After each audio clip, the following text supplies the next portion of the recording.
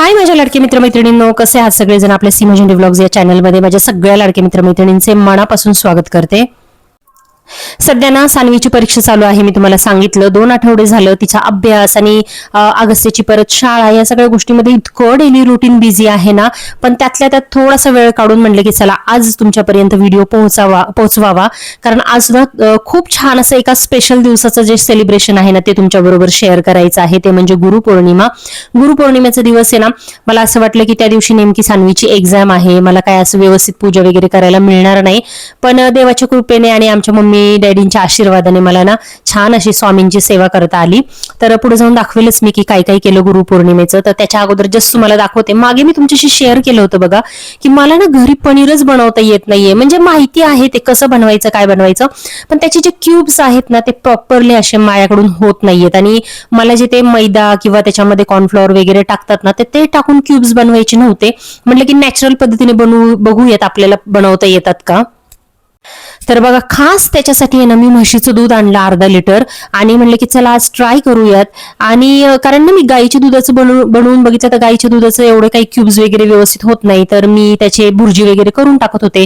तर आता म्हशीचं दूध आणलं बघा मी. ते छान असं माझ्याकडे व्हिनेगर आहे त्याने छान असं फाडून घेतलं दूध आणि त्याच्यातनं जे काही म्हणजे असं नाही का घट्ट जो गोळा तयार होतो पनीराचा, पाणी वेगळं आणि पनीर वेगळं निघतं. तर ते घेतलं थोडंसं ना मळून सॉफ्ट करून घेतलं ते पनीर जे आहे ते. आणि माझ्याकडे ना असं एक पनीर मेकरचं एक भांडं आहे बघा, म्हणजे एक साचा आहे. तर हे तुम्हाला हवं असेल ना तर याची लिंक मी नक्की खाली देईल तुम्हाला डिस्क्रिप्शन बॉक्समध्ये. खूप छान असं स्क्वेअर शेपमध्ये ना पनीर याच्यामध्ये तयार होतं. याच्यामध्ये ना स्टीलचं सुद्धा मिळतं, पण मी आहे ना प्लॅस्टिकचंच घेतलं होतं. तर आता बघा याच्यामध्ये ना मी कुठल्याही प्रकारचं ते मैदा कॉर्नफ्लॉवर वगैरे टाकलं नव्हतं. तर त्याच्यामुळे क्यूब्स पडले, पण ते इतके सॉफ्ट झाले ना की ह्याची जर मी भाजी करायला गेले असते ना तर ते पूर्ण मेल्ट होऊन गेले असते. तर त्याच्यामुळे त्या नादात मी काही पडले नाही. सरळ मी याची ना भुर्जी टाईप मी असं करून टाकलं. तर असं तुम्हाला जर पनीर बनवायची ट्रिक माहिती असेल ना तर मला नक्की सांगा की खरंच त्याच्यामध्ये कॉर्नफ्लॉवर आणि ते मैदाच टाकावा लागतो का, की तुमच्याकडनं असे छान क्यूब्स वगैरे होतात तयार. जर होत असेल ना तर मला जरा ती ट्रिक तुमची जरा शेअर करा. पण मला ना एकच समाधान आहे की घरचं जे आपण म्हणजे ओरिजिनल पनीर बनवतो ना, कुठलेही भेसळ नसलेलं ते पनीर खाल्लेलं कधी पण चांगलं. भले ते भुर्जीच्या स्वरूपात का होईना पण ते मिळालं तरी चालेल. आणि ह्याचे ना पराठे वगैरे पण आपण खूप छान अशा पद्धतीने बनवू शकतो. तर असो बघा, तुम्हाला माहिती आहे सानवीचे पप्पा एक फॉरेस्ट रायझर म्हणून ग्रुप आहे जे झाडं वगैरे लावण्याचं काम करतात. आणि त्यांचे खूप असे वेगवेगळे उपक्रम असतात झाडांच्या संदर्भात. तर तिथे ना ते दर रविवारी वगैरे जात असतात झाडं वगैरे लावायला. तर या वेळेला ना ते अगस्त्यला घेऊन गेले होते. नेहमी ते सासवडचा जो आपला घाट आहे ना तिथे झाडांचं ते वृक्षारोपण वगैरे करतात रविवारी. पण या वेळेला ना एक शाळा होती, तर त्या शाळेच्या आजूबाजूचा जो परिसर आहे ना तर तिथे त्यांना हे झाडं वगैरे लावायची होती. आणि आता इथे शाळा कुठून आणि मला काही कळलंच नाही. हे जे शूटिंग आहे ना सगळं हे सानवीच्या पप्पांनी काढून मला दिलं होतं. मी काही गेले नव्हते, पण ना ते ह्या वेळेला अगस्त्यला घेऊन गेले होते. आणि त्याला पण जरा टाइमपास तेवढाच आणि मला आणि सानवीला अभ्यास करायला तेवढाच वेळ मिळेल म्हणून ते घेऊन गेले. पण ना अगस्त्यने तो खूप एन्जॉय केलं. आणि खरंच म्हणजे निसर्गाच्या आणि झाडाच्या संदर्भात म्हणजे सहवासात सगळ्यांनाच आवडतं. तर अगस्त्यला पण खूप आवडलं. तसं पण त्याला ना झाडांचं वगैरे सवय आहे, हौस आहे. त्याच्या पप्पांनी त्याला नेहमी वरती गार्डन मध्ये आमच्या जेव्हा पण टेरेस गार्डन मध्ये काही काम असेल ना त्याला घेऊन जातात. त्याच्या हाताने झाड वगैरे लावतात. तर इथं पण तो गेला ना मस्त त्याने एन्जॉय केलं.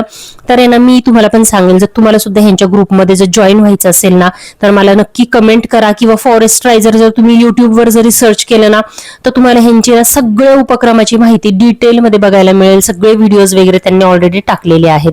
तर मला सुद्धा खूप हौस आहे खरं हे झाडं वगैरे लावायची. पण आता आपल्याला सगळं सोडून एवढं सकाळी सकाळी जाणं पॉसिबल नाही होणार, कारण बाकीच्या पण मुलांच्या बऱ्याचशा गोष्टी असतात. पण जाऊ दे, कुणी का होईना आमच्या घरातले एक जण का होईना ह्या झाडं लावायच्या वृक्षारोपणाचं काम करण्याच्या छान अशा ऍक्टिव्हिटीमध्ये सहभागी झालेला आहे. त्याचं मला खूप छान वाटतं. अगं कुठं आलाय, काय करायला आला? हो का, कोणती झाड लावणार आहे?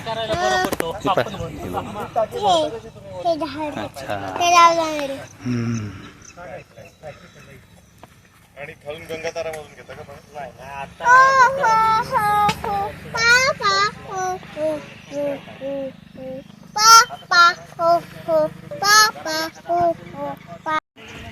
कुठे?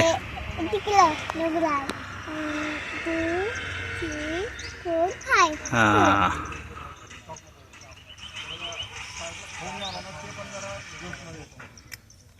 अगस्त तू इथं कुठं आलाय?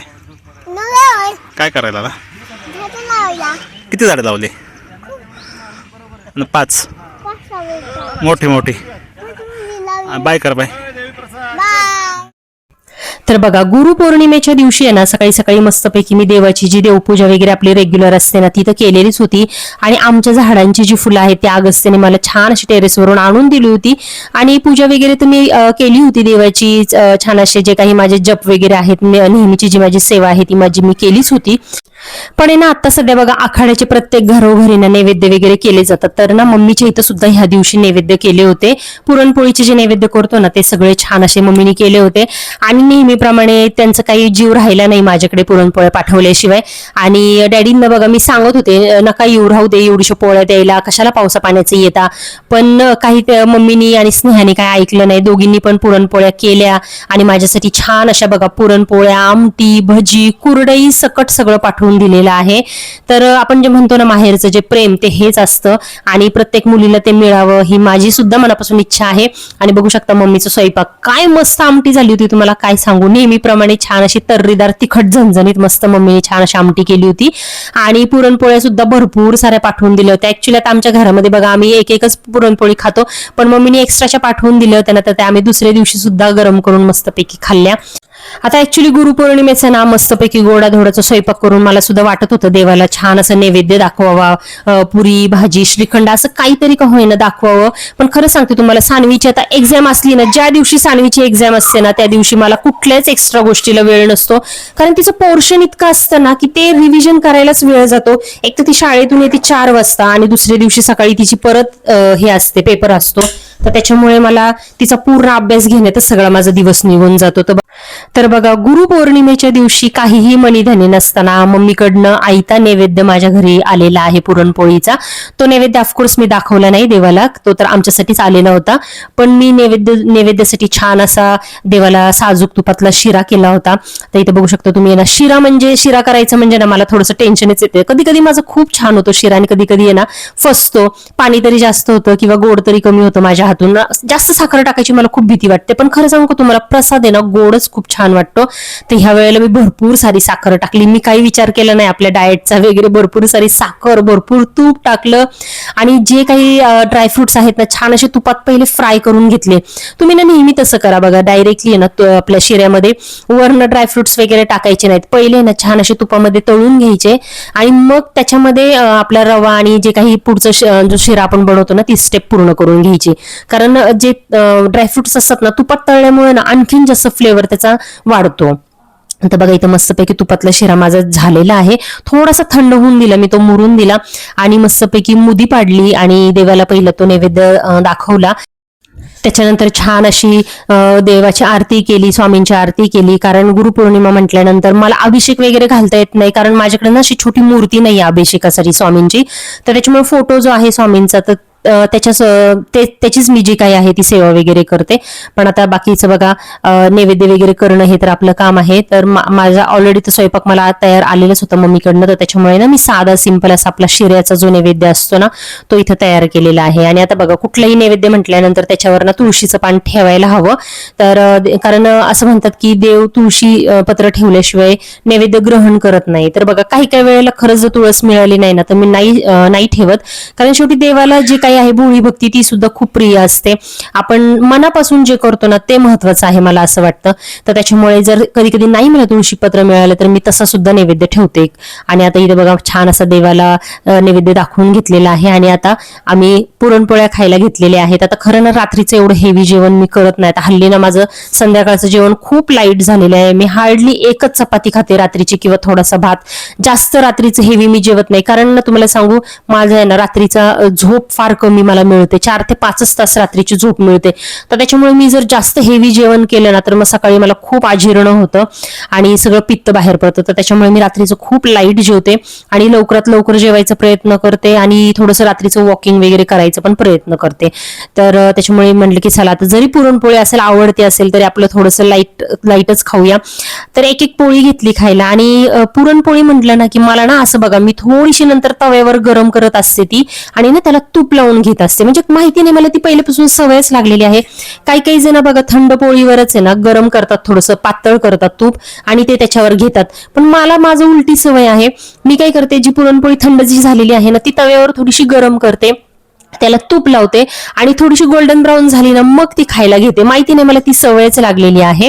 तर आता इथं अशा प्रकारे मस्तपैकी तव्यावर आहे ना सगळ्या पोळ्या छान अशा गरम करून घेतल्या, त्याला तूप वगैरे लावून घेतलं आणि माझ्या मुलांना पण आहे ना अशीच सवय लागली, मस्त अशी क्रिस्पी थोडीशी करून पुरणपोळी खायची आणि ते पण दुधाबरोबर खायची. हा मग तर काय बातच न्यारी. आणि साईडला आहे ना जी काय आपली आमटी असते ना ती छान अशी तर्री प्यायला घ्यायची, म्हणजे ती आमटी भुरभुरायची सोबत, आणि सोबत मस्तपैकी पुरणपोळी आणि दूध. असा हे जे बेत आहे ना हा खूप छान लागतो. आणि मम्मीचे जे भजी असतात ना शक्यतो मिक्स पिठाच्या असतात, म्हणजे ती नुसती बेसन पिठाच्या करत नाही, तर अशा डाळी बाकीच्या जे भिजवून आपण नाही का मुगाची डाळ वगैरे उडदाची डाळ तशा मिक्स अशा त्याच्या भजी असतात, खूप छान झाल्या होत्या. पूर्ण स्वयंपाक तुम्ही इथं बघू शकता, छान अशी कुरडई, दूध, पुरणपोळी, आमटी, भजी हे सगळं घेतलं, मस्तपैकी रात्रीचं जेवण केलं आणि त्याच्यानंतर छान अशी गुरुपौर्णिमा साजरी झाली. स्वामींना मनापासून परत एकदा थँक्यू म्हटले इतका छान दिवस गेल्याबद्दल, आणि सगळं काही सगळ्यांचं छान होऊ दे एवढंच आशीर्वाद स्वामींकडे मागितला. आणि मस्त असा गुरुपौर्णिमेचा दिवस माझा इथे साजरा झालेला आहे. तर चला आजच्या व्हिडिओमध्ये एवढंच. आजचा व्हिडिओ तुम्हाला जर आवडला असेल तर मला नक्की लाईक करून सांगा, सबस्क्राईब करा. तर चला आजच्या व्हिडिओमध्ये एवढंच. तुम्हाला जर हा व्हिडिओ आवडला असेल तर कमेंट करा, तुमची गुरुपौर्णिमा कशी साजरी झाली हे सुद्धा मला सांगा. आणि आजचा व्हिडिओ आवडला असेल तर ते सुद्धा मला कमेंट करून नक्की सांगा. चॅनलला नवीन असेल तर सबस्क्राईब करा आणि ह्या व्हिडिओला लाईक केल्याशिवाय व्हिडिओ बंद करू नका. चला तर मग भेटूया अशाच एका नवीन व्हिडिओमध्ये. तोपर्यंत काळजी घ्या मित्रमैत्रिणींनो. Take care, bye bye.